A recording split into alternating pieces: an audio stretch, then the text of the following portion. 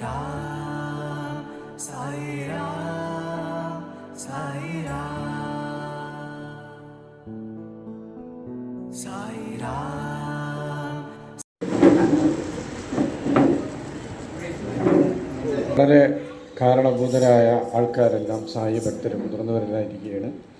കൂടുതലും മധ്യവയസ്സ് പിന്നിട്ടവരാണ്. ഇവിടെ ഭഗവത് നാമങ്ങൾ ചൊല്ലുന്ന, ഇടതടവില്ലാതെ നാമങ്ങൾ ചൊല്ലുന്ന ഒരു സങ്കേതമാണ്.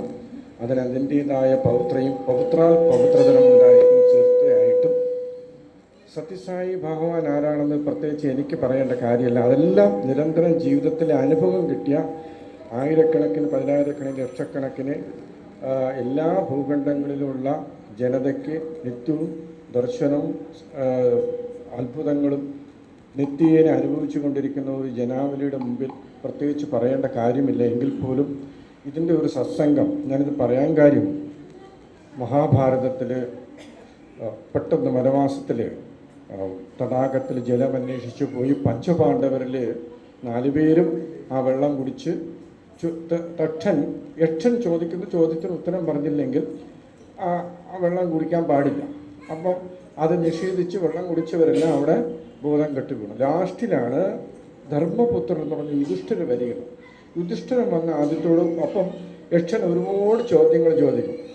2 ചോദ്യങ്ങൾ പ്രസക്തമാണ്. ഒന്ന്, ഈ ലോകത്തിലെ മൂഢൻ ആരാണ് ചോദിക്കുന്ന മൂഢൻ ആരാണെന്ന് ചോദിക്കുമ്പം യുധിഷ്ഠിരൻ പറയുന്ന ഉത്തരം, സത്യദർശനത്തെക്കുറിച്ച് സത്യദർശനം കിട്ടാത്തവരെന്ന് പറഞ്ഞാൽ ഈശ്വരീയ കാര്യങ്ങളിലേക്ക് മനസ്സ് അഭിരമിക്കാത്തവൻ, ഈശ്വരീയ കാര്യങ്ങളിൽ ചിന്തിക്കാത്തവനും അതിൽ പ്രയാണം ചെയ്യാത്തവനുമാണ് മൂഢൻ.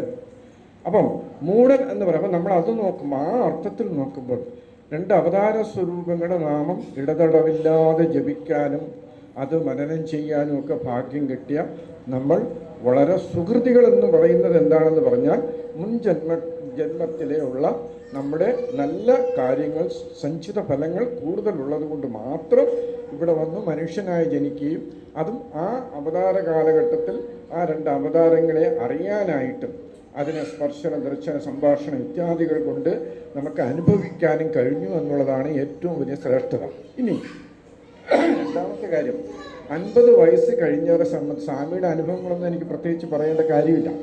പുതിയതായി വന്നവരുണ്ടെങ്കിൽ ഒന്ന് നോക്കുക. അതായത് ഈശ്വര സർവഭൂതാന ഹൃദ്ദേശ അർജുന തിഷ്ഠതി അല്ലേ എന്ന് പറയുന്നത്, ഈ ബീജമാം സർവഭൂതാനം, എല്ലാത്തിൻ്റെയും അടിസ്ഥാനം വിത്ത് ഞാനാണ് അർജുന എന്ന് പറയുന്നു. പക്ഷേ എന്നിട്ട് ഈ അർജുനനോട് ഈ ഗീതാരഹസ്യങ്ങൾ പറഞ്ഞു കൊടുത്ത ദിവസം പോലും അർജുനൻ മറന്നുപോയി. ഒടുക്കം ഭഗവാൻ, അവിടെ നമ്മൾ ഓർക്കേണ്ട ഒരു കാര്യം, ഭഗവാൻ ശ്രീകൃഷ്ണൻ ഭഗവത്ഗീതയിൽ ഒരുപാട് സന്ദർഭങ്ങൾ, ഒരുപാട് അധ്യായത്തിൽ പറയുന്നുണ്ട്, മനുഷ്യർ എന്നെ അവഗണിക്കുന്നു. എന്താണ്? മൂഢന്മാർ എന്നെ അവഗണിക്കുന്നു. അവജാനന്തി മാമൂഢ മാനുഷ്യൻ തരുമാശ്രിത പരംഭാവം അജാനന്ദോ മമ ഭൂത മഹേശ്വരം. എന്തുകൊണ്ട്? ഞാൻ മനുഷ്യരൂപത്തിൽ വന്നതുകൊണ്ട് മൂഢന്മാർ, നേരത്തെ പറഞ്ഞതുപോലെ മൂഢന്മാർ എന്നെ അവഗണിക്കുന്നു. പിന്നെ പറയുന്നു, കൃഷ്ണൻ ആവർത്തിച്ചു പറയുന്നു അർജുനനോട്, എന്നെ തത്വാർത്ഥമായിട്ട് ആളുകൾ മനസ്സിലാക്കുന്നില്ല. അതിലെനിക്ക് വളരെയധികം, അതൊരു ധർമ്മസങ്കടത്തോടു കൂടിയാണ് ഭഗവാൻ പറയുന്നത്. മനുഷ്യാണാം സഹസ്രേഷു, ആയിരക്കണക്കിന് മനുഷ്യരിൽ വളരെ കച്ചിത് യതതി സിദ്ധയെ, വളരെ കുറച്ച് മാത്രമേ ഈശ്വരനിലേക്ക് വരുന്നു. അതിൽ വളരെ കുറച്ച് പേർക്ക് മാത്രമേ ഏറ്റവും പരമമായ പദത്തിലേക്ക് എത്താൻ കഴിയുന്നുള്ളൂ. ഇവിടെ നമ്മൾ ഓർക്കേണ്ടത്, ഭഗവാനെ ഏറ്റവും കൂടുതൽ 1975-78 കാലഘട്ടത്തിൽ എ.ടി. കോവൂർ എന്നൊക്കെ പറഞ്ഞ് ഭഗവാനെ വെല്ലുവിളിക്കുകയും ഭഗവാനെ പല കാര്യങ്ങളും കൊണ്ട് ആക്ഷേപിക്കുകയും, മജീഷ്യനാണ്, ആർട്ടിഫിഷ്യലാണ്, എല്ലാം ചെയ്യുന്നത് സോക്കാൾഡ് ഫേക്കാണെന്ന് പറഞ്ഞ ഒരു വിശ്വാസ പ്രമാണത്തിൽ നിന്നാണ് ഞാൻ സ്വാമിയിലേക്ക് വന്നത്. അത് കേൾക്കുമ്പോൾ നിങ്ങൾക്ക് അതിൽ താല്പര്യമുണ്ട്. അതുകൊണ്ടാണ് ഞാൻ ആ വിഷയം പറയുന്നത്. തത്വാർത്ഥങ്ങൾ അധികം പറയുന്നില്ല. കാര്യം 75-80 കാലഘട്ടത്തിൽ എ.ടി. കോവൂർ എന്നുള്ള ഭഗവാൻ ഏറ്റവും കൂടുതൽ വെല്ലുവിളിച്ച യുക്തിവാദി. അദ്ദേഹത്തിൻ്റെ ഒരു ചെറിയ ആരാധകനും കൂടിയായിരുന്നു. യൂണിവേഴ്സിറ്റി കോളേജിൽ പഠിക്കുമ്പം അടിയന്തരാവസ്ഥ കാലത്ത് പോലും മാർക്സിസ്റ്റ് കമ്മ്യൂണിസ്റ്റ് പാർട്ടിയുടെ ആ മാർക്സിസം പോരാന്ന് പറഞ്ഞ് അതിനേക്കാൾ തീവ്രമായ ഒരു രാഷ്ട്രീയ പ്രസ്ഥാനത്തിൽ പ്രവർത്തിക്കുകയും അടിയന്തരാവസ്ഥ കാലത്ത് സെക്രട്ടേറിയറ്റിൻ്റെ മുമ്പിൽ ഒളിവ് പ്രവർത്തനങ്ങൾ ചെയ്ത ഒരു അനേകം വ്യക്തികളിൽ ഒരാളും കൂടിയാണ് ഞാൻ സംബന്ധിച്ച് സ്വാമി ഫേക്കാണെന്ന് തന്നെയാണ് ഞാൻ വിചാരിച്ചിരുന്നത്. മാത്രമല്ല ഏറ്റവും വിക്കഡ് വേർഡ്സിന് ഏറ്റവും മോശമായ പദങ്ങൾ കൊണ്ട് ഭഗവാനെ അഭിഷേകം ചെയ്ത് സംസാരിച്ചു. പക്ഷേ വിധിവിഹിതം മറിച്ചാകയാൽ പറയുന്നതിന് എഴുതല്ലോ. വിവാഹം കഴിഞ്ഞതിന് ശേഷം എൻ്റെ ഭാര്യ ഇപ്പം ബാലവികാസ് കുട്ടി ആയതുകൊണ്ട് മാത്രമാണ് എനിക്ക് സത്യസായി പ്രസ്ഥാനത്തിൽ 24 മണിക്കൂറും പ്രവർത്തിക്കാനും പരമാർത്ഥ ചിന്തയോടുകൂടി പദാർത്ഥത്തിനെ എടുത്ത് ചെലവഴിച്ച് എനിക്ക് യഥേഷ്ടം പ്രവർത്തിക്കാനും ഒരു ബാലവികാസ് കുട്ടി ആയതുകൊണ്ട് മാത്രമാണ്. അല്ലെങ്കിൽ എപ്പോഴും കലവലയായിരിക്കും വീട്ടിൽ, അല്ലേ? എപ്പോഴും കലവലയായിരിക്കും. അതിലൊന്നും ദൈവികമായിട്ട് ആ വീട്ടിൽ ഞാൻ വന്നു ചേർന്നപ്പോൾ അവിടെ കണ്ട ഒരു കാഴ്ച എന്ന് പറഞ്ഞാൽ, വന്ന വയോധികനായ എൻ്റെ ഭാര്യയുടെ അച്ഛൻ രാവിലെ 5 മണിക്ക് വെച്ച് ഈശ്വരാംബ സുത ശ്രീമാൻ പൂർവാസന്ധ്യ പ്രവർത്തതെ ഉത്തിഷ്ഠ സത്യസായിഷ കർത്തവ്യം ദിവ്യമാഗ്നം ആകെ ചൂട്ടും കെട്ടിപ്പടയാണ്. സായിബാബ വിരോധിയായി ഞാൻ കല്യാണം കഴിച്ചപ്പോൾ സായിബാബ ഭക്തൻ്റെ വീട്ടിലെത്തി. ആകെ എടുത്ത് കഴിക്കാനും വയ്യോ തുപ്പാനും വയ്യാത്തൊരവസ്ഥ. കല്യാണം കഴിച്ചില്ലേ. ഇന്നൊക്കെ ആണെങ്കിൽ പെട്ടെന്ന് ഒരു ധൈര്യത്തിൽ ഒരു ഡിവോഴ്സ് നോട്ടീസ് കൊടുത്തു. നോട്ടീസ് പോലും കൊടുക്കേണ്ട കാര്യമില്ല. അന്നങ്ങനെയല്ല. പക്ഷെ അവിടെ ഇരുന്നും കൊണ്ട് ഞാൻ ചുരുക്കി പറയാം, ഭഗവാന്റെ ബർത്ത്ഡേയുടെ ദിവസം ഇത് പാൽക്കുളങ്ങര ആണ്. 1900 ഒരു ആദ്യത്തെ 2 മണ്ഡലികളാണ് തൈക്കാടും പാൽക്കുളങ്ങര. തിരുവനന്തപുരത്തെ ആദ്യത്തെ രണ്ട് മണ്ഡലികളാണ് തൈക്കാട് പാൽക്കുളങ്ങര. പാൽക്കുളങ്ങര മണ്ഡലിൽ ഈ ശ്രീമാൻ എൻ്റെ ഭാര്യാപിതാവിൻ്റെ വീട്ടിൽ ഭഗവാന്റെ ബർത്ത്ഡേയിൽ അന്ന് ഒരു ദിവസത്തെ ആഘോഷമാണ്. ഇന്നലെ രാവിലെ നഗരസങ്കീർത്തനം തുടങ്ങി, രക്ഷാർച്ചന തുടങ്ങി, വൈകുന്നേരം 7:30 ആരതിയോട് കൂടി. അപ്പോൾ ചുറ്റുമുട്ടുള്ള ആൾക്കാരെല്ലാം അവിടെ വരും. അതൊക്കെ ആഘോഷം, ഒരു ദിവസത്തെ ആഘോഷമാണ്. ഞാൻ അവിടെ ഇതിലൊന്നും എനിക്ക് ആരും താല്പര്യമില്ല. പക്ഷേ ഒരു കഴകക്കാരൻ്റെ പണിയെടുത്തു. അവിടെ വീട്ടിൽ സാധനങ്ങൾ വാങ്ങിച്ചു കൊടുക്കുകയും ആ കാര്യങ്ങളൊക്കെ സഹായിക്കും. ഒരു ദിവസം ആ ദിവസം ഒരു ബർത്ത്ഡേയുടെ അന്ന് നവംബറിൽ അവിടെ ഭഗവാന്റെ ആ ചിത്രം പൂജാമുറി ഞാൻ കണ്ട കാഴ്ച എന്ന് പറഞ്ഞാൽ, ഭഗവാൻ സത്യസായി ബാബയുടെ RK കരഞ്ചിയുടെ ഒരു മൾട്ടി കളർ ചിത്രത്തിലെ, അത് മൾട്ടി കളർ ഇപ്പോഴും ഉണ്ട്, അസാധാരണമായൊരു ചിത്രമാണ്. ഇപ്പോഴും ഞാൻ വെച്ച് പൂജിക്കുന്ന ആ ചിത്രമാണ്. അതിൽ ഭഗവാന്റെ കർണുകളും തേജസ്സുകളും എന്ന് പറഞ്ഞാൽ അസാധാരണമാണ്. അതിൽ നിന്നും വരുന്ന ആ റേഡിയേഷൻ നമുക്ക് പറയാൻ പറ്റില്ല. ആ ചിത്രം സെൻട്രൽ ഡയറ്റി പ്രധാന ദേവതയായി വച്ചിട്ട് ഇടതുവശത്ത് സത്യസായും വലതുവശത്ത് കൃഷ്ണൻ. ഞാൻ ആലോചിച്ച്, ഈ മനുഷ്യൻ എന്തുമാത്രം പ്രാകൃത ചിന്തയാണ്. ആലോചിച്ച് നോക്ക്. ജീവിച്ചിരിക്കുന്ന ആ ദൈവത്തിനെ വെച്ച് പൂജിക്കുകയും മൺമറഞ്ഞു പോയ ശ്രീകൃഷ്ണനെയും ശിർഡി സായിബാബയും ഇടതും വലതും വയ്ക്കുന്നു. എന്തൊരു കഷ്ടമാണ്. ഒരു ചിന്ത എൻ്റെ മനസ്സിൽ തോന്നി. ഇത് നാളത്തെ ലോകം പറയും. എൻ്റെ ഇമാജിനേഷനാണ്. ഇതൊരു ഫേക്ക് ഗുരുവാണെന്ന് അറിയുമ്പോൾ എൻ്റെ ഫാദറില്ല ഒരു ഹാർട്ട് അറ്റാക്ക് ഉണ്ടാവൂലേ? ആലോചിച്ച് നോക്കണം. ഹാർട്ട് അറ്റാക്ക് ഉണ്ടാക്കുമെന്ന് പറയുമ്പം ഭാര്യ പിതാവാകുമ്പോൾ ഒരു അഫെക്ഷനായി എനിക്കൊരു സങ്കടം തോന്നി. കാരണം ഇറ്റ് ഈസ് സർട്ടൈൻ, ഇത് ഫേക്ക് ഗുരു. അത് കഴിഞ്ഞിട്ടാണ് ഞാൻ ചുരുക്കി അന്ന് വൈകുന്നേരം ആ ചിത്രത്തിൽ നോക്കി ആരതി എടുക്കുമ്പോൾ ഞാൻ ചില ചോദ്യങ്ങൾ ആരോടും പറയാതെ ഞാൻ അപ്പോൾ ഈശ്വര വിശ്വാസം പോലും പൂർണ്ണമായിട്ടായിട്ടില്ല. അങ്ങ് ഈശ്വരനാണോ? ഈശ്വരനുണ്ടോ? അങ്ങ് ഈശ്വരനാണോ? അങ്ങ് ഈശ്വരനാണ് എങ്കിൽ എനിക്കത് ബോധ്യപ്പെടുത്തി തരണം.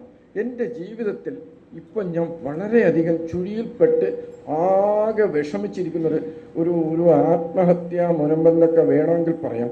ആ ഒരു അവസ്ഥയിലാണ്. എനിക്ക് ഈശ്വരനാണെങ്കിൽ ബോധ്യപ്പെടുത്തണം. ആ ഒരു സിൻസിയർ പ്രെയറായിട്ട് അങ്ങ് ഉണ്ടായിരുന്നു. അത് കാലം മാറി. പുട്ടപ്പുറത്തിൽ 1900 അതിനിടയ്ക്ക് സത്യസായി ബാബ ഒരുപാട് പ്രാവശ്യം കടന്നു വരികയും നിഷേധിക്കുകയും പുട്ടപ്പുറത്തിൽ പോവുകയും 89 പുട്ടപ്പുറത്തിൽ പോവുകയും പുട്ടപ്പുറത്തിൽ പോയപ്പോൾ ടോക്കണൊക്കെ എടുക്കുമ്പോൾ വല്ലത് 40, 55, 100, 110 ആണ്. അപ്പോൾ ഒരു രക്ഷയില്ല. ഭഗവാനെ കാണാനോ എടുക്കാനോ ഒന്നുമില്ല. ഇതൊരു പണക്കാരുടെ ഒരു ദൈവമാണ്. ഒന്നുമില്ല ഇവിടെ. ഭഗവാൻ സത്യസായി ബാബയൊന്നുമില്ല. ഇതൊക്കെ ഒരു സോ കാൾഡ് ആട്രിബ്യൂട്ടഡ് അല്ലെങ്കിൽ ആർട്ടിഫിഷ്യൽ ആയിട്ടുള്ള ഒരു ഇമേജിനാണ് എന്നൊക്കെ പറഞ്ഞുകൊണ്ട് മടങ്ങാൻ നേരത്ത്, മടങ്ങുന്നതിൻ്റെ തലേ ദിവസം ദർശനം കഴിഞ്ഞ് മടങ്ങാൻ നേരത്തെ എവിടെ നിന്നോ പലർക്കും പല രീതിയിലാണ് വരുന്നത്. സായിബാബ ഇപ്പോൾ ഭജനയ്ക്ക് ചിലപ്പോൾ 8-8:30 മന്ദിരത്തിൽ നിന്നും പുറത്തു വരും. എവിടെന്നോ ഏത് കർണങ്ങളിൽ ഒരു ശബ്ദം കേട്ടു, അത്രയേ ഉള്ളൂ. ആര് പറഞ്ഞു എന്നൊന്നും അറിയില്ല. എല്ലാവരും ദർശനം കഴിഞ്ഞ് ക്യാൻറ്റീനേക്ക് ഓടും. എല്ലാവർക്കും അറിയാൻ പറ്റും, ആസിയനൊക്കെ അറിയാൻ പറ്റും. ഞങ്ങൾ അവിടെ ഇരുന്നു. എൻ്റെ കൂടെ ഒരു ക്രിസ്ത്യൻ ഫ്രണ്ടും ഉണ്ടായിരുന്നു. ഞങ്ങൾ അവിടെ ഇരുന്നു. പക്ഷേ സത്യമായിട്ടും സ്വാമി ആ പഴയ മന്ദിരത്തിൽ നിന്നും 30 അടി ഇങ്ങനെ നേരെ സ്ട്രെയിറ്റ് ആയിട്ട് ഞങ്ങളിരിക്കുന്ന വശത്ത് വന്നിട്ട് വളരെ മന്ദസ്മിതം തൂകി എല്ലാം അറിയുന്ന ജഗദീശ്വരനെ പോലെ ഒന്ന് അഭയഹസ്തം എടുത്ത് ഒന്ന് അനുഗ്രഹിച്ചു. ഇത്ര തന്നെ. അപ്പം ഞങ്ങൾ ആര് പറഞ്ഞാൽ ഞങ്ങൾ നെഞ്ചിൽ നിന്ന് ഒരു കിളി പോയി. കിളി പറന്നു പോയെന്നൊക്കെ ഇപ്പോൾ പുതിയ ഭാഷയിൽ പറയുന്നത്, കിളി പറന്നു. അപ്പം ഞാനും സുഹൃത്തും മുഖത്തോട് നോക്കി ഭക്ഷണം കഴിഞ്ഞു. പക്ഷെ അതുകൊണ്ടായില്ലല്ലോ, ഇത് ഈശ്വരനാവണമെന്നാവുന്നില്ല. ഒരുപക്ഷെ അപ്പം നമ്മൾ വിചാരിച്ചു പരഹൃദയജ്ഞാനം അറിയാവുന്ന ഒരു സിദ്ധനാണ് എന്നുള്ള സ്വാമിയാണ് എന്നുള്ള അർത്ഥത്തിൽ പോകും. അന്ന് അതേ ദിവസം മടക്കയാത്രയിൽ, ചുരുക്കം പറയാം, മടക്കയാത്ര ചോദ്യം, ഈശ്വരനുണ്ടോ? അങ്ങ് ഈശ്വരനാണോ? അങ്ങ് ഈശ്വരനാണ് എങ്കിൽ എനിക്ക് ആ അർത്ഥത്തിൽ അപ്പോൾ ചോദ്യം ഉണ്ടായിരുന്നു, എനിക്ക് അങ്ങ് എന്നെ ഇൻ്റർവ്യൂവിന് വിളിക്കണ്ട, എനിക്ക് ഭൗതിക ശ്രേയസ്സുകളൊന്നും തരണ്ട, ജോലിയിൽ പ്രൊമോഷൻ വേണ്ട, വീട് വേണ്ട, മറ്റിത്യാദം ഭൗതികമായും ഒരു ശ്രേയസ്സും വേണ്ട, ഒരു പരമാർത്ഥമായ ഈശ്വരനുണ്ടോ എന്നുള്ള അന്വേഷണത്തിൽ എന്തോ മുൻജന്മ സുഹൃതം കൊണ്ടുണ്ട് ചോദിച്ചത് കൊണ്ട് തിരിച്ചു വരാൻ നേരത്താണ് സ്വാമി അതിനെ ഏറ്റവും നന്നായിട്ട് സ്വാമിയുടെ ഡിവൈൻ പ്ലേ നടന്നത്. അന്ന് പറയാം, ഫിലിപ്പം പ്രസാദിൻ്റെ കൂട്ടത്തിലായിരുന്നു. അന്ന് നമ്മുടെ വഞ്ചി പ്യൂർ ഫണ്ടിലെ കുറേ അനാഥ എന്ന് പറഞ്ഞാൽ സനാതനായ കുറേ കുട്ടികളെ ആ യാത്രയിൽ ഒപ്പം കൂടി ഞാനും എൻ്റെ സുഹൃത്തും ആ ബസ്സിൻ്റെ പറയുകയായിരുന്നു. തിരിച്ച് കൃഷ്ണഗിരി മൈസൂർ വഴി ആ ചുരമിറങ്ങി ഗുരുവായൂർ വരുന്ന ആ സമയത്ത് സ്വാമി 6-6:30 ദർശനം കൊടുക്കുന്ന സമയം. 89-88 കാലങ്ങളുടെ അപ്പോഴാണ്. രാവിലെ ആ ബസ്സിൻ്റെ ഏറ്റവും പുറകത്തെ സീറ്റിൽ വളരെയധികം ക്ലേശം അനുഭവിച്ച് ഉറങ്ങാൻ കഴിയാത്തൊരവസ്ഥയാണ്. അതിലെ പുഷ് ബാക്ക് ഒന്നുമല്ല, അത്ര മോശമായൊരു ബസ്സാണ്. അതിനെ അടിച്ചടിച്ച് ഞാനും എൻ്റെ സുഹൃത്തും ഉറങ്ങാത്ത വളരെയധികം ഒരവസ്ഥയിൽ നിൽക്കുകയായിരുന്നു. ഒരു 6-6:30 വരെയാകുമ്പം ഒരു ശരിക്കും തൂവെള്ള നക്ഷത്രം, എനിക്കിന്ന് പറയാൻ ഒരു മടിയില്ല, എനിക്കിപ്പോൾ 71 വയസ്സ് കഴിഞ്ഞു. തൂവെള്ള നക്ഷത്രം വന്ന് നെഞ്ചിൽ പതുക്കുകയും പെട്ടെന്ന് അത് ഉറക്കത്തിലായിരുന്നില്ല, അർദ്ധമയക്കത്തിലായിരുന്നു, ജാഗ്രതാവസ്ഥയുണ്ട്, ഉണരുകയും ചെയ്തു. നോക്കിയപ്പം അവിടെ സ്വാമിയുടെ വൈറ്റ് അതായത് യേശുദേവൻ്റെ കറുപ്പും വെളുപ്പുമായ 1-1.25 അടിയുള്ള ചിത്രം ക്രിസ്തുമസ് സീസൺ ആയതുകൊണ്ട് അത് ഒട്ടിച്ചിരുന്നു. ആ ചിത്രത്തിൽ യേശുദേവൻ പകുതിയും മറഞ്ഞു, സ്വാമി വെള്ള അങ്കിയോടുകൂടി ഡാർക്ക് കേളിങ് ഹെയറോടുകൂടി സ്വാമിയുടെ ചിത്രം അവിടെ കാണും. അത് വാസ്തവത്തിൽ അപ്പം ഈ ബോഡിയിൽ വന്ന എനർജിയെക്കുറിച്ച് വർണ്ണനാതീതമാണ്. സകല നാഡീ ഞരമ്പുകളിലും ഗമിക്കുന്ന രക്തത്തിൻ്റെ ഓരോ അണുക്കളിലും ത്രാണനം ചെയ്യുന്ന ആ ശക്തിയെക്കുറിച്ച് വർണ്ണിക്കാൻ ഇതുവരെ പറ്റിയില്ല. ആ ശക്തി ഉൾക്കൊള്ളാനുള്ള കരുത്ത് പോലും ഈ ബോഡിക്കില്ലായിരുന്നു. അവിടുന്ന് തുള്ളി ചാടുകയാണ് ചെയ്തത്. നമശിവായ നമശിവ, ആദ്യ പഞ്ചാക്ഷരിയാണ് നാവിൽ വന്നത്. നമശിവായ നമശിവായ നമശിവായ ജപിച്ച് അങ്ങനെ ഇടയ്ക്കിടയ്ക്ക് ആ ചിത്രത്തിൽ നോക്കും, ജപിക്കും. അസാധാരണമായ ഈശ്വര സർവഭൂതാനാം ഹൃദയേഷ അർജുന തിഷ്ഠതി ബീജന്മാൻ സർവഭൂതേഷു, എല്ലാ ഭൂതങ്ങളുടെയും ബീജം ഞാനാണ് അർജുന എന്ന് പറയുന്നത്. അതിൻ്റെ ഒരു കടുകുമണിയോളം 1000-1 അംശത്തിൻ്റെ അതിൻ്റെയും എത്രയോ ലക്ഷത്തിലൊരു അംശമാണ് നമ്മുടെ ദേഹത്ത് പതിച്ചത്. അപ്പം ആ ഭഗവാനെ കിട്ടിയ അന്ന് നിമിഷം വരെ ചോദ്യം എന്താണ്? ഈശ്വരനുണ്ടോ? ഈശ്വരനുണ്ട്. അങ്ങ് അവതാര പുരുഷനാണോ? അങ്ങ് അവതാര പുരുഷനാണ്. അങ്ങ് അവതാര പുരുഷനാണ് എങ്കിൽ എന്നെ ഫിസിക്കലായിട്ട് ഇൻ്റർവ്യൂ വിളിച്ച് തന്നാൽ എൻ്റെ സംശയം തീരില്ല. കാരണം സംശയാത്മാ വിനശ്യതി. അപ്പം beyond the time and space, കാലത്തിനെയും സ്ഥലത്തിനെയും ഉല്ലംഘിച്ചുകൊണ്ട് അത്യന്തം സൂക്ഷ്മമായ ഏറ്റവും പരമമായ പ്രാർത്ഥന പോലും കേൾക്കേണ്ട ഒടയ തമ്പുരാൻ കേട്ടു. ഒടയ തമ്പുരാൻ കേട്ടിട്ട് അതിനനുസരിച്ച് ഇംഗ്ലീഷ് പറയുന്ന റെസിപ്രോക്കൽ പ്രതികരിച്ചു ഭഗവാൻ. പിന്നെ ഇത് ഈ ഒരർത്ഥത്തിൽ. ഇനി ഇനി എനിക്ക് ധൈര്യമായിട്ട് അസന്നിഗ്ധമായി അഫർമേറ്റീവായിട്ട് എനിക്ക് പറയാൻ കഴിയും, കൈലാസം എന്ന് പറയുന്ന പർവ്വതം കയറാനായിട്ട് എൻ്റെ സഹജമായിട്ട് നിത്യമായിട്ട് സായി ഭഗവാനാണ് കൂടെ ഉണ്ടായിരുന്നത്. ഇല്ലെങ്കിൽ എന്നെപ്പോലെയുള്ള ഈ കുഞ്ഞു ശരീരത്തിന് കൈലാസ പരിക്രമണം ചെയ്യാൻ നിങ്ങൾക്ക് സാധിക്കുമോ? ആലോചിച്ച് നോക്കൂ. 10 വർഷം പല കാലഘട്ടങ്ങളിൽ ഒരു സമിതിയുടെ കൺവീനറായിരുന്നു. അത് കഴിഞ്ഞ് അനുഷ്ഠാനം കഴിഞ്ഞ് ഒരു ബ്രേക്ക് വന്നപ്പം മനസ്സിൽ കൈലാസം പോകണമെന്നൊരാഗ്രഹം വന്നു. കൈലാസത്തിൽ പോയി 2 കൈയും വിട്ട് ഡു ഓർ ഡൈ എന്നുള്ള മാനസിക അവസ്ഥയിൽ കൈലാസ ദർശനത്തിന് 2006 ഞാൻ കൈലാസ ദർശനത്തിന് പോയി. കൈലാസ ദർശനത്തിന് ഒറ്റയ്ക്കാണ് പോയത്. ഒറ്റയ്ക്ക് പോയത് ഞാൻ ചുരുക്കാം. മാനസ സരോവർ, അതിനുമ്പ് കുറേ കൈലാസത്തിന് വേണ്ടിയുള്ള ഒരുപാട് തയ്യാറെടുപ്പുകൾ നടത്തി.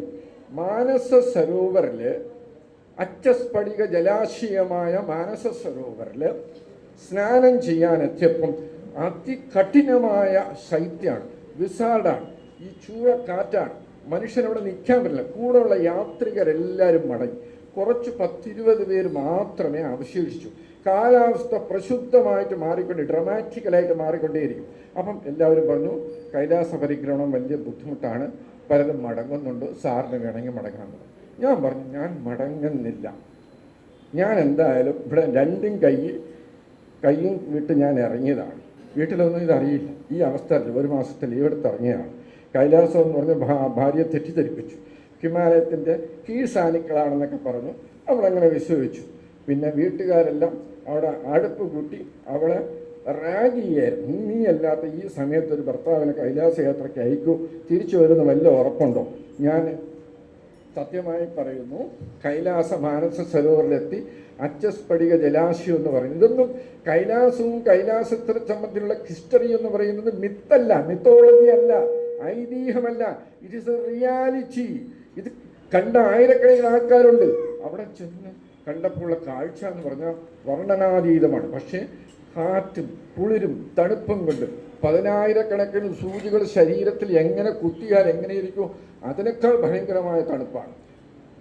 അവിടെ 2 കൈയും വിട്ട് അച്ചസ്ഫടിക ജലാശയമായ മാനസ സരോവറിൽ ഞാൻ മുങ്ങി ഒരു സായി ഗായത്രി ജപിക്കണം, ഇല്ലെങ്കിൽ മരിക്കും.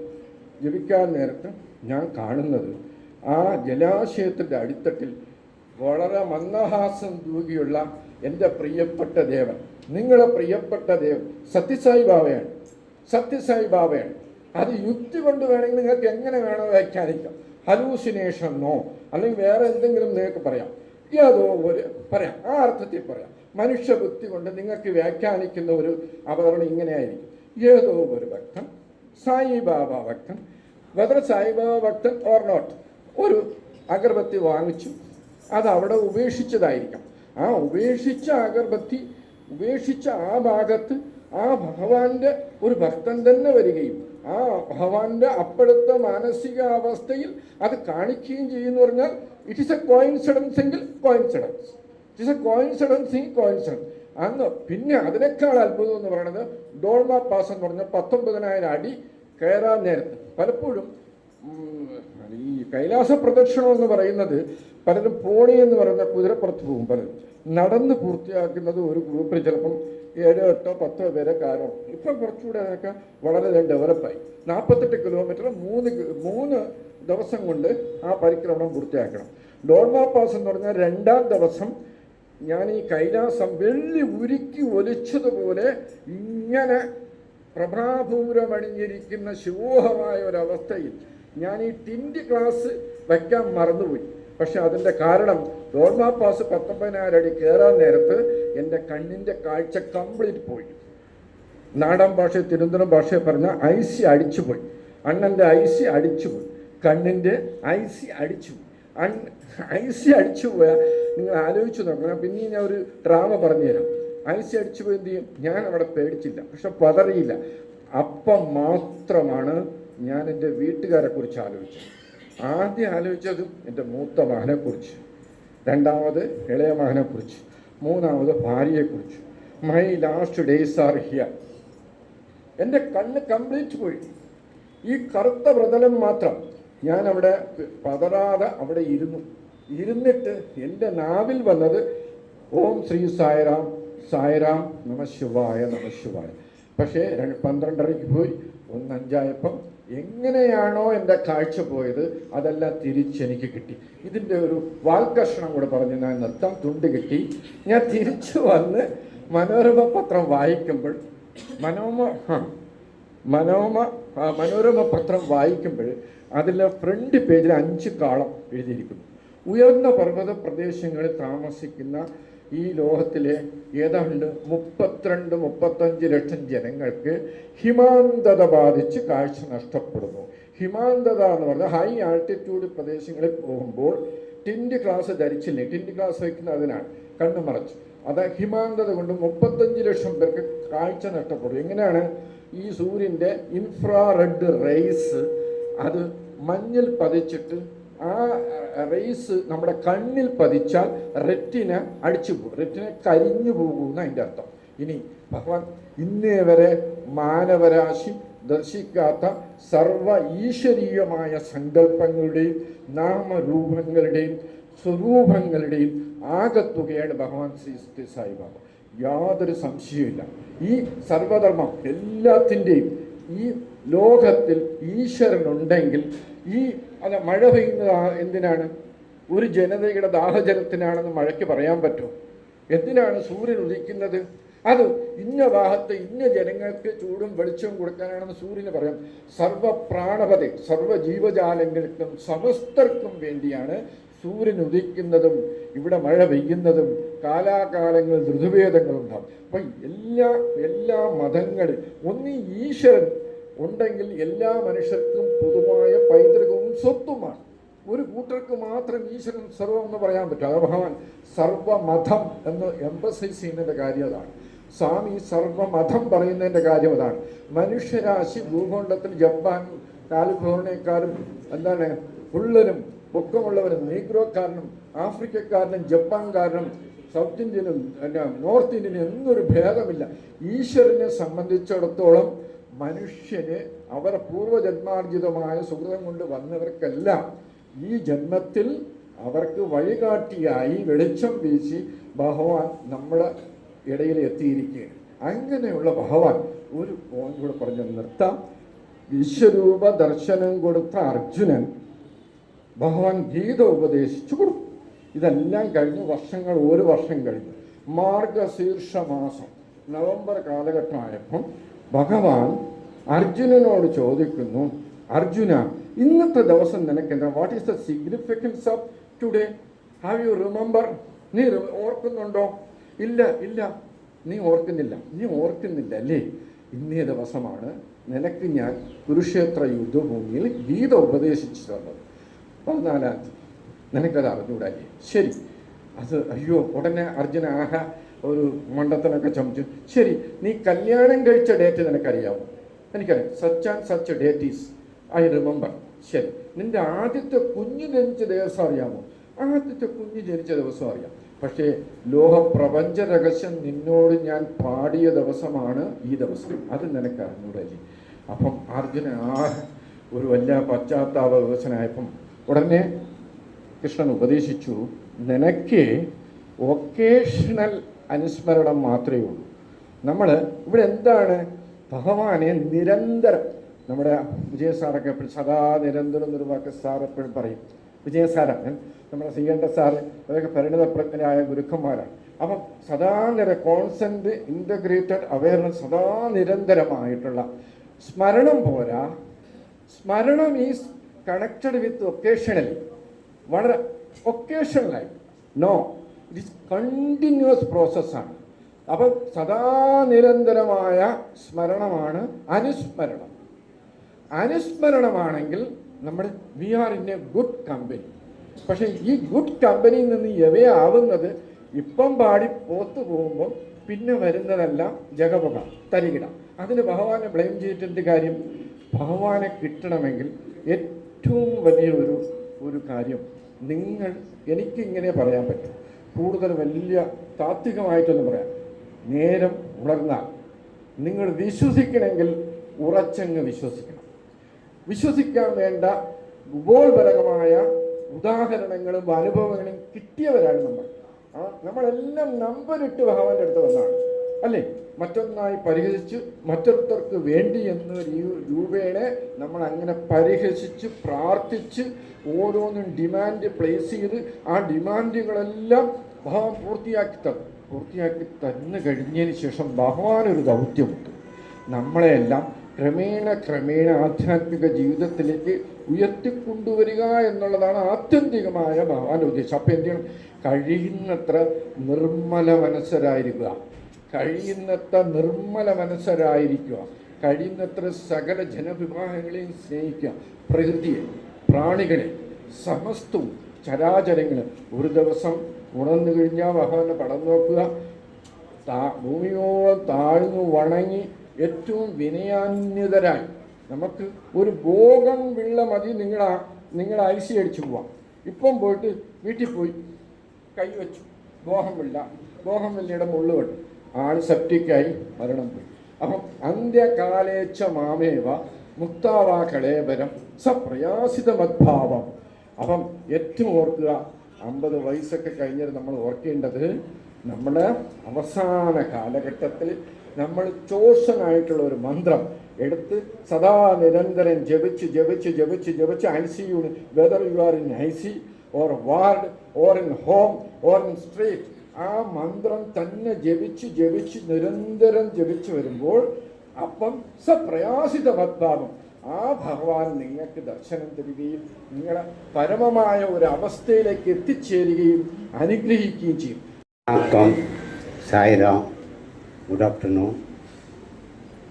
ദൈവത്തിനെക്കുറിച്ചോ ഭക്തിയെക്കുറിച്ചോ വലുതായിട്ട് അറിഞ്ഞുകൂടാ, എന്തൊക്കെയോ അറിയാം, അത്രയേ ഉള്ളൂ. പക്ഷേ ഒന്ന് നല്ല വിശ്വാസമാണ്, കോൺഫിഡൻ്റാണ്. പ്രേയർ, പ്രാർത്ഥന ഒരു അപാര മാഗ്നറ്റ് പവറാണ്. ഇതാണ് ഇന്നിവിടെ കാണിച്ചത്. അത് സായി സുപ്രാദും അതിൻ്റെ president, district president Vinod sir എല്ലാവരും ഫാമിലി ആയിട്ട് വന്നിട്ടുണ്ട്. പക്ഷേ ഇത് 2 ശബ്ദം പറയണ ആഗ്രഹമുണ്ട്. കാരണം ഇന്ന് തന്നെ ഞാൻ പൂനെക്ക് തിരികെ പോകും, പിന്നെ കാണുന്നത് എപ്പോഴാണെന്ന് ദൈവത്തിനെ അറിയാവൂ. അതുകൊണ്ട് 2 ഇത് പറയാണ്. ഈ എന്തുകൊണ്ടാണ് ഈ ലോക സമാധാനത്തിൻ്റെ സബ്ജക്റ്റ് പ്രേയർ ഇവിടെ എടുത്തത്? ഈ പർട്ടിക്കുലർ ദിവസം എന്തുകൊണ്ടാണ് എടുത്തത്? ഈ പർട്ടിക്കുലർ ടൈം, ഈ സമയം എന്തുകൊണ്ടാണ് എടുത്തതെന്ന് ഒരുപാട് ന്യൂസ് പേപ്പർക്കാർ ഇംഗ്ലണ്ടിൽ നിന്നും അമേരിക്കയിൽ നിന്നും ഒരുപാട് പേര് വിളിച്ച് ചോദിച്ച്, ഞാൻ അവരെ എല്ലാവർക്കും പറഞ്ഞ് എക്സ്പ്ലെയിൻ ചെയ്ത്, എന്നാലും ചില സ്ഥലങ്ങളിൽ ഞാൻ പറഞ്ഞ അവരുടെ അടുത്ത് റിക്വസ്റ്റ് ചെയ്ത്, നിങ്ങളൊന്ന് ഇവിടെ വന്ന് പാർട്ടിസിപ്പേറ്റ് ചെയ്യണം, പങ്കെടുക്കണം. അപ്പം നിങ്ങൾക്ക് ഇതിൻ്റെ എല്ലാത്തിൻ്റെയും ഉത്തരം കിട്ടും, അതിൻ്റെ ആൻസർ കിട്ടും, എല്ലാം അവിടെ റൈറ്റിങ്ങിലുണ്ട്, എല്ലാം ഉണ്ട് എന്ന്. അതോടൊപ്പം ഒരു കാര്യം ഞാൻ അവരുടെ അടുത്ത് പറയാൻ പറ്റില്ല, കാരണം അതിനൊരു സമയം വേണം. ഇത് എന്തുകൊണ്ടാണ് ഈ സബ്ജക്റ്റ് എടുത്ത് ഇതിൻ്റെ പ്രെയർ എടുത്ത് ഇതിൻ്റെ ഇത് ചെയ്തത്? 1999 ഞാൻ ലെക്ചറായിട്ട് പൂനെയിൽ ജോലി നോക്കുമ്പോൾ ഒരു senior officer, central government senior സെക്രട്ടറിയിലെ ഒരു ഓഫീസർ എൻ്റെ അടുത്ത് വന്ന്, ഞാൻ ലെക്ചർ, എൻ്റെ ഡ്രസ്സൊക്കെ അത് അത്രയ്ക്കൊന്നുമില്ല, എൻ്റെ അടുത്ത് വന്ന് പറഞ്ഞ്, ഞാൻ ഡിസ്ട്രിക്ട് ജഡ്ജ് അയച്ചിട്ട് സ്പെഷ്യലായിട്ട് ഡെപ്യൂട്ട് ചെയ്ത് വന്നിരിക്കുകയാണ്, സാറടുത്ത് ഒരു റിക്വസ്റ്റും ഉണ്ട്. ഞങ്ങളുടെ മൈഗ്രേഷൻ സെൻറ്റർ എന്ന് വെച്ചാൽ യുദ്ധത്തിൽ അവസാനം അടിപെട്ട് പോയ ഒരു സ്ത്രീയെ കൊണ്ട് അവർ മൈഗ്രേഷൻ സെൻറ്ററിൽ വച്ചിരിക്കുകയാണ്. അവർ സംസാരിക്കാറില്ല, ഡോക്ടറെല്ലാം ഈ ട്രീറ്റ്മെൻറ്റ് ആ ട്രീറ്റ്മെൻറ്റൊക്കെ കൊടുക്കാൻ പറയുന്നത്. പക്ഷേ സാറ് വന്ന് അവരടുത്ത് സംസാരിച്ചാൽ തീർച്ചയായിട്ടും എന്തെങ്കിലും റിസൾട്ട് ഉണ്ടാകുമെന്ന് ഡിസ്ട്രിക്ട് ജഡ്ജി പറഞ്ഞിട്ടുണ്ട്. അതുകൊണ്ട് സാറ് വരണമെന്ന് പറഞ്ഞു. ഞാൻ ഡിസ്ട്രിക്ട് ജഡ്ജി 1-2 ഫംഗ്ഷനിൽ കണ്ടേ ഉള്ളൂ. അവരൊക്കെ വലിയ ആൾക്കാരായിട്ട്, ആ സമയത്ത് വലിയ ആൾക്കാരായതുകൊണ്ട് എനിക്കും അത്രയ്ക്കില്ല. പക്ഷേ ഞാൻ സമ്മതിച്ച്. ഞാൻ മൈഗ്രേഷൻ സെൻറ്ററിൽ പോയി. 1999 നടന്ന കഥയാണ്. ആ സ്ത്രീയെ കാണാനായിട്ട് ആ റൂമിൽ അവർ അറേഞ്ച് ചെയ്തിരുന്നു പോയി. ആ സ്ത്രീ മിഡിൽ ഏജ്, ഒരു 40-45 വയസ്സായ സ്ത്രീയാണ്. അവർ എന്നെ കണ്ടപ്പം കരച്ചില. അവർ ഓഫീസർ അവിടെ ഉള്ളവരെല്ലാവരും പറയാ ഇന്ന് വരെ ആ സ്ത്രീ കരഞ്ഞതായിട്ട് ഞങ്ങൾ കണ്ടിട്ടേ ഇല്ല, ഇതാണ് ആദ്യമായിട്ട് കരയുന്നത്. അപ്പം ഞാൻ പറഞ്ഞു അവർ ഇഷ്ടംപോലെ കരഞ്ഞു വിട്ട്. കരഞ്ഞതിന് ശേഷം അവർ എൻ്റെ മക്കൾ ഹിന്ദിയിലാണ് പറയുന്നത്, ബംഗ്ലാദേശിൽ ആണെന്ന് എനിക്ക് സംശയം, സിറ്റിസൺ മുസ്ലിം എനിക്ക് അനുഭവപ്പെട്ടത് എന്നുവെച്ചാൽ അല്ലാവിനെ ഇങ്ങനെയൊക്കെ കൈ കാണിക്കുന്നതുകൊണ്ട് മനസ്സിലായി. കരഞ്ഞ് ഒരു അരമണിക്കൂർ 1 മണിക്കൂർ കരഞ്ഞതിന് ശേഷം മക്കൾ മോള് എന്നുള്ള ഇതിൽ ലടുക്കി എന്ന് പറഞ്ഞ ഹിന്ദിയിൽ പറയാറുണ്ട്. അപ്പം എനിക്ക് ഏകദേശ രൂപം എന്തുകൊണ്ടാണ് ഈ സ്ത്രീ സംസാരിക്കാത്തത് എന്നുള്ളത് എനിക്ക് മനസ്സിലായി. അവസാനം കംപ്ലീറ്റും പറഞ്ഞപ്പം അവരുടെ കഥ ഒന്നൊന്നായിട്ട് പറയാൻ തുടങ്ങി. യുദ്ധത്തിൽ കുടുംബത്തിൽ ബോംബ് വന്ന് വീണ് വീട്ടിൻ്റെ പരിസരങ്ങളിലൊക്കെ ബോംബ് അവിടെ നിന്ന് ഇവിടെ നിന്ന് വന്ന് 3 മക്കളും അങ്ങോട്ടും ഇങ്ങോട്ടും ഓടി, ഭർത്താവ് ഓടി അങ്ങോട്ടും ഇങ്ങോട്ട്. ഒരു മോൻ മരിക്കുന്നത് ഞാൻ അവിടെ കണ്ടുകൊണ്ട് കണ്ട്, 2 മോള് അവസാനം എൻ്റെ കൂടെ പകുതി ദൂരം വന്ന് അവിടെയും ബോംബ് വീണ് അത് പോയി. ഭർത്താവും പിരിഞ്ഞ് അവസാനം ഓരോരുത്തരെയും മക്കളെയും ഭർത്താവിനെ അന്വേഷിച്ച് ഓരോ സ്ഥലത്ത് പോയി. അവസാനം ആർമിക്കാർ പിടിച്ച് ഇവർ ആതങ്കവാദിയാണ്, ടെററിസ്റ്റിൽ നിന്ന് പിടിച്ച് അവസാനം പോലീസിലേൽപ്പിച്ച്, പോലീസിൽ നിന്ന് അറിയാം, പോലീസ് ട്രീറ്റ്മെൻ്റ് എല്ലാം അറിയാമല്ലോ, ഈ ടെററിസ്റ്റ് അതും സ്റ്റാമ്പായ. അവസാനം അവർ മഹാത്മാഗാന്ധി ജയിലിലിരുന്ന ഒരു പൂനെയിലൊരു സെൻറ്ററുണ്ട്, അവിടെ കൊണ്ട് അവസാനം വന്ന് അവരുടെ ഓർമ്മയും കരച്ചിലും പ്രാർത്ഥനയും എല്ലാം മക്കളായതുകൊണ്ട് അവർ സംസാരിക്കുന്നില്ല. ഇതാണ് അതിൻ്റെ. അവർ അന്ന് കരഞ്ഞ് അവർ തീർന്ന്, പക്ഷേ ആ കരച്ചിൽ ഇന്നും എനിക്കുണ്ട്. അവരുടെ മുഖം എൻ്റെ മനസ്സിൽ ഇപ്പോഴും ഉണ്ട്. അപ്പോൾ ആ സ്ത്രീ യുദ്ധത്തിൽ ഒരുപാട് അനുഭവപ്പെടുന്നത്, കഷ്ടപ്പെടുന്നത് പെണ്ണുങ്ങളും കുട്ടികളുമാണ്. യഥാർത്ഥത്തിൽ കേരളം ഭാഗ്യമാണ്. ഒരു ബോംബും ഇടുന്നില്ല, ഒരു യുദ്ധവും വരുന്നില്ല, ഒരു അനുഭവമില്ല, ഒന്നുമില്ല. ഒരു വളരെ സമാധാനമാണ്. ചിലപ്പം തമിഴ്നാട്, ശ്രീലങ്കയുടെ അവിടെ ഏതെങ്കിലും ബോംബിടും, പക്ഷേ കേരളത്തിൽ അതിൻ്റെ ഇതില്ല. അത് ഭാഗ്യവാനുള്ള സ്ഥലമാണ്, അതുകൊണ്ടാണ് അതില്ലാത്തത്. അപ്പം ആ ഒരു ഓർമ്മ എനിക്ക് ഇപ്പോഴും എന്നും ഉണ്ട്. അതുകൊണ്ടാണ് ഈ യുദ്ധത്തിൽ ഇങ്ങനെ ഒരു തീരുമാനമെടുത്തത്. അതോടൊപ്പം മാർച്ച് 16-ന്, അതായത് ഈ കഴിഞ്ഞ മാർച്ച് 16-ന് ഇതുപോലെ ഒരു പ്രേയർ ഭജൻ ഉണ്ടായിരുന്നു. അപ്പം ഭജൻ്റെ 2 ദിവസത്തിന് മുമ്പ് ശാസ്ത്ര കാറ്ററിംഗ് എനിക്ക് ഫോൺ വന്ന്, സാറേ എനിക്ക് നിങ്ങൾ ആർഡർ തന്നിട്ടുണ്ട് ഉച്ചയ്ക്ക് ചാപ്പാടിന് വേണ്ടി 16 മാർച്ചിന് എനിക്ക് തരാൻ പറ്റില്ല, കാര്യം ഗ്യാസും സാധനങ്ങളൊന്നും കിട്ടാറില്ല, അതുകൊണ്ട് കുക്കിംഗ് ചെയ്യാൻ പറ്റില്ല, അതുകൊണ്ട് തരാൻ പറ്റില്ല എന്ന് പറഞ്ഞു. എപ്പോൾ രാത്രി 9 മണിക്ക് 14-ാം തീയതി മാർച്ച് വിളിച്ച് പറയാണ് 16-ാം തീയതി തരാൻ പറ്റില്ല എന്ന്.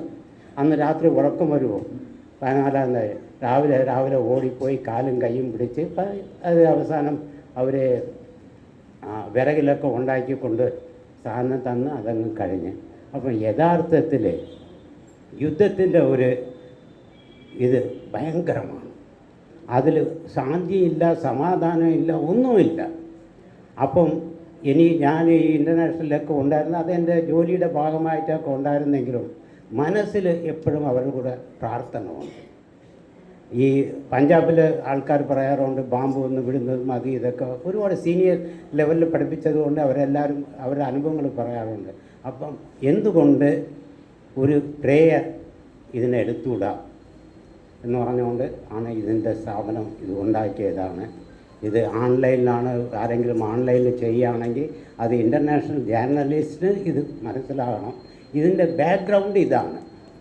അപ്പോൾ അതോടൊപ്പം ഈ സായിയുടെ ഇത് എന്തുകൊണ്ട് സായി സുപ്രഭാതത്തിന് റിക്വസ്റ്റ് ചെയ്തത്, ഞാൻ അവരുടെ അടുത്താണ് റിക്വസ്റ്റ് ചെയ്തത്, നമുക്കൊരു പ്രേയറും പ്രാർത്ഥനയും ചെയ്യാമല്ലോ എന്ന് അവർ സംബന്ധിച്ചു. അത് കാരണം എന്ന് വെച്ചാൽ ഈ ഒരു സ്ഥാപനം എത്രയോ ഇതിൽ ഞാൻ പങ്കെടുത്തിട്ടുണ്ട്. ഇവിടെ തിരുവനന്തപുരത്ത് തന്നെ ഉണർവ്, സീനിയർ സിറ്റിസൺസ്, അങ്ങനെ ഒരുപാട് ഇതിൽ ഞാൻ ആക്ടിവിറ്റീസിലുമുണ്ട്. പക്ഷേ ഈ സായി സുപ്രഭാതത്തിൻ്റെ ഒരു പ്രത്യേകത എന്ന് വെച്ചാൽ ഞാൻ അനുഭവപ്പെട്ടതാണ്. രാവിലെ 5 മണിക്ക് മണ്ണന്തലയിൽ നിന്ന് 10 കിലോമീറ്റർ ദൂരത്തു നിന്ന് ബാലരാമപുരത്തിൻ്റെ അടുത്ത് നിന്ന് മലയങ്കീഴിൻ്റെ ഭാഗത്തു നിന്ന് എല്ലാവരും ഒരു സ്ഥലത്ത് വന്ന് ആ 5 തൊട്ട് 6 ചെയ്യും. അപ്പം 5 മണിക്ക് അവിടെ എത്തണമെങ്കിൽ അവർ എത്ര മണിക്ക് എഴിക്കണം? ഒരു 3:30 മണിക്കെങ്കിലും എഴിച്ചെടുത്ത് വന്നാലേ പറ്റുള്ളൂ. ഇത് ഒരു ദിവസമല്ല, എല്ലാ ദിവസവും മഴ നനഞ്ഞുകൊണ്ട് അവർ തെരുവിൽ കൂടെ നഗര സങ്കീർത്തനം ചെയ്യാറുണ്ട്. മഴ നനഞ്ഞുകൊണ്ട്, കുളിരായാലും മഴയായാലും. ഇന്നലെയും ഉണ്ടായിരുന്ന മഴ, കഴിഞ്ഞ ആഴ്ചയും സിറ്റി സമയം മഴ നനഞ്ഞുകൊണ്ടാണ് എല്ലാവരും ഹരിസാറും എല്ലാവരും കൂടെ വന്നത്. അപ്പം ഞാനൊരു പ്രത്യേകത അനുഭവപ്പെട്ട് ഈ സായി സുപ്രഭാതത്ത്. അവർക്ക് ഒരു ഗ്രൂപ്പില്ല. ബാക്കി എല്ലാ സംഘടനയിലും ഈ ഗ്രൂപ്പ് ആ ഗ്രൂപ്പ് ഉണ്ട്, ലേഡീസ് ഗ്രൂപ്പ്, മറ്റേ ഗ്രൂപ്പ്, ജെൻസ് ഗ്രൂപ്പ്, ഇവരുടെ ഗ്രൂപ്പ്, അവരുടെ ഗ്രൂപ്പ്. പക്ഷേ ഇവരുടെ ഒരു ഗ്രൂപ്പ് ഞാൻ കണ്ടില്ല. ഞാനും കുറേ കാലം അതുകൊണ്ട് ഞാൻ വിചാരിച്ച് ഇങ്ങനെ നല്ല ഒരു ഓർഗനൈസേഷൻ്റെ കൂടെ പങ്കെടുത്ത് ഇത് ചെയ്യാമെന്നുള്ള ഒരു ആഗ്രഹമാണ് എനിക്ക് അവരടുത്ത് ചെയ്തത്. അവർ വന്ന് എല്ലാവരും, വിജയൻ സാറ് തൊട്ട് സെൽവരാജ് തൊട്ട് ഹരി സാറ് തൊട്ട് ആരും വന്ന്, അതോടൊപ്പം എല്ലാ സീനിയർ ഓർഗനൈസേഷൻ്റെ ആൾക്കാർ വന്ന്, പ്രസ്സുകാർ 2 ദിവസം കൊണ്ട് പ്രസ് മീഡിയ എൻ്റെ പിറക്കെയാണ്. അവർ ഇൻഫർമേഷൻ രാത്രി 10 മണിക്ക് 11 മണിക്ക് വിളിച്ച് ചോദിക്കാറുണ്ട്. അതോടൊപ്പം അൽബർട്ട് റോബിനാണ് അതിൻ്റെ പ്രസിൻ്റെ കംപ്ലീറ്റ് ലീഡിങ് എടുത്തത്. അങ്ങനെ നല്ല പ്രാർത്ഥനയും ഇതും ചെയ്തു തന്ന്. ഇന്നത്തെ ദിവസം എന്തുകൊണ്ടാണ് സെലക്ട് ചെയ്തത്? 4 പ്രാർത്ഥന ചെയ്യാറുണ്ട്. 4 പ്രാർത്ഥനയുടെ ബോർഡിലുമുണ്ട്, ഡേറ്റുമുണ്ട്. ഇന്നത്തെ പർട്ടിക്കുലർ ദിവസം എന്തുകൊണ്ടാണ് സെലക്ട് ചെയ്തത്? റൈറ്റ് സൈഡിൽ ബോർഡിലുണ്ട്, ആ ബാനറിലുണ്ട്. എന്തുകൊണ്ടാണ് ഈ ദിവസം സെലക്ട് ചെയ്തത്? ഈ പർട്ടിക്കുലർ ടൈം എന്തുകൊണ്ടാണ് സെലക്ട് ചെയ്തത്? എല്ലാവരും പറയും രാവിലെ ചെയ്യണം, വൈകിട്ട് ചെയ്യണം. അത് പിന്നെ ഈ സമയം എന്തിനാണ് ചെയ്ത് ഉണ്ണുന്ന സമയത്ത് എഴുതുന്നത്? കാരണം അമ്പലം അടച്ച് ആർത്തി കഴിഞ്ഞ് അമ്പലം കഴിഞ്ഞാൽ ഉടനെ പ്രസാദം അന്നദാനമായിട്ട് കൊടുക്കണം. ഇതാണ് എൻ്റെ ഗുരു എനിക്ക് പഠിപ്പിച്ചിട്ടുണ്ട്. അതുകൊണ്ടാണ് ഈ പർട്ടിക്കുലർ സമയം സെലക്ട് ചെയ്തത്. ഇതോടൊപ്പം ഈ വർഷം എല്ലാ ഭജനും ഉണ്ട്. ഏതെങ്കിലും സ്പെഷ്യലായിട്ടുണ്ടെങ്കിലേ ഉള്ളൂ. ഇനിയുള്ള എല്ലാ ഭജനിലും സാധാരണ എനിക്ക് സമയം കിട്ടാത്തതുകൊണ്ട് വാട്സപ്പ് മെസ്സേജ് അയക്കാറുണ്ട്. എല്ലാ വാട്സപ്പ് മെസ്സേജും നിങ്ങളൊരു സ്പെഷ്യൽ ഇൻവിറ്റേഷനായിട്ട് എടുത്തുകൊണ്ട് എല്ലാവരും വന്ന് ഇന്നത്തെ ദിവസം വന്ന് എല്ലാം മംഗളമായിട്ട് നടത്തി തന്നെ എല്ലാവർക്കും വലിയ സന്തോഷമാണ്. പ്രത്യേകിച്ച് സായി സുപ്രഭാതത്തിൻ്റെ ഇൻചാർജ് സെൽവരാജ്, അതിൻ്റെ ഫൗണ്ടർ വിജയൻ സാറ്, അവർക്ക് എല്ലാവർക്കും എൻ്റെ പ്രണാമമാണ്. അതിൻ്റെ DC സെക്രട്ടറി ഞാൻ റിക്വസ്റ്റ് ചെയ്ത് സാറ് വരണമെന്ന് പറഞ്ഞപ്പം തീർച്ചയായിട്ടും വന്നിരിക്കുമെന്ന് പറഞ്ഞ്, തീർച്ചയായിട്ടും ഞാൻ വരും എന്ന് പറഞ്ഞ് സാറ് വന്ന് ഒരുപാട് സമയം ചിലവാക്കി. എല്ലാവർക്കും എൻ്റെ പ്രണാം. Thank you very much. Thank you. Sairam. അടുത്ത ആരതിയാണ്. ആരതിക്ക് വേണ്ടി district president Vinod Babu sir, Pratap സാറിനെ ക്ഷണിക്കും.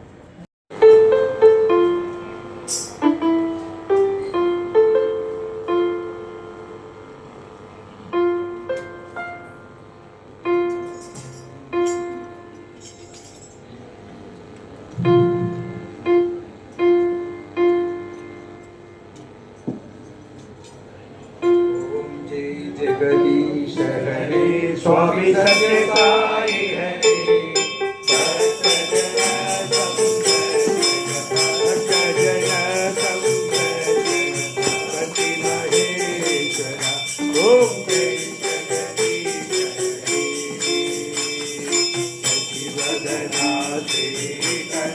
सर्व प्राणपति स्वामी सर्व प्राणपति आंशिक कल्पना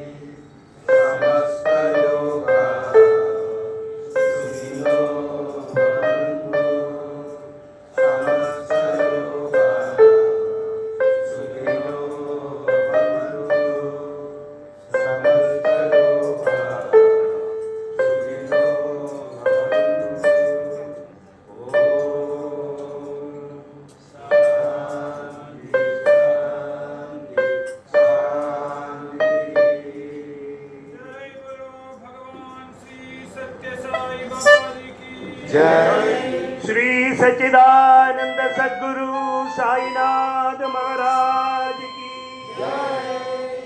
परमं पवित्रं लीला विभूतिं परमार्थ इष्टार्थ मोक्ष प्रदानं बाबा विभूतिं लीलमाश्रयामि। परमं पवित्रं मोक्ष प्रदानं बाबा विभूतिं लीलमाश्रयामि। परमं पवित्रं बाबा विभूतिं परमं विचित्रं लीला विभूतिं